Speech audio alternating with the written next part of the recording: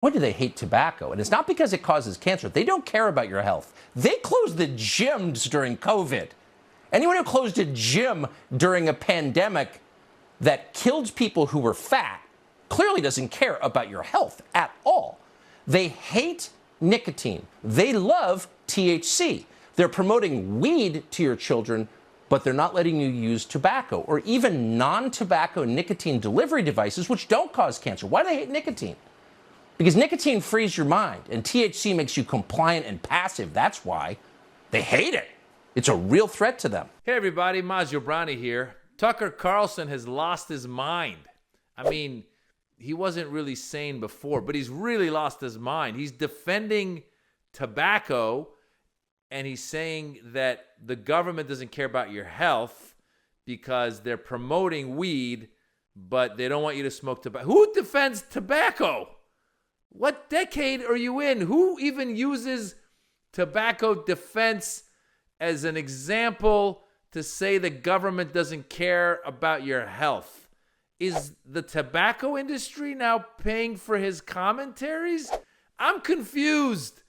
Tucker Carlson has lost his mind.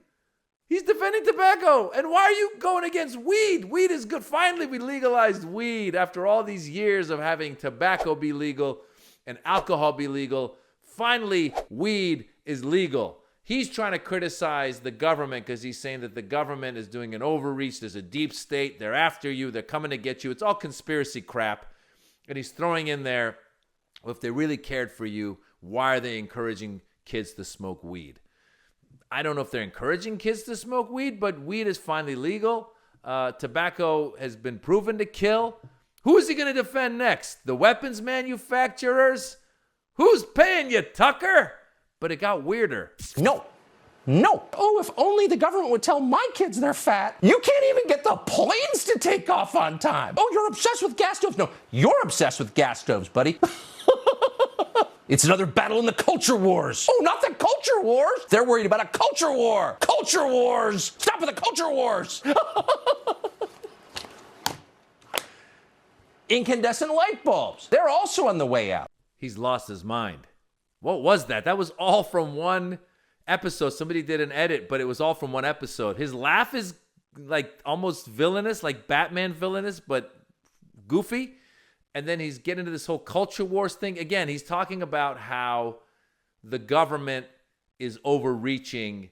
And then he's saying that Democrats are overreacting at the right, the Republicans who are upset about gas stoves being banned. I don't know if you guys heard about this. There's supposedly some kind of future ban on gas stoves because it's not good for the environment. And then everyone on the right started saying, you can come get my gas stove out of my cold, dead hand. You know, the kind of a gun talk. It doesn't even make sense.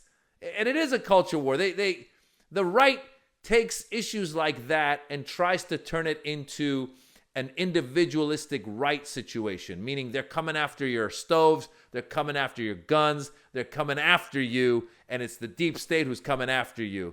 And then Tucker tries to play into that with his audience by laughing about how the left is coming after you.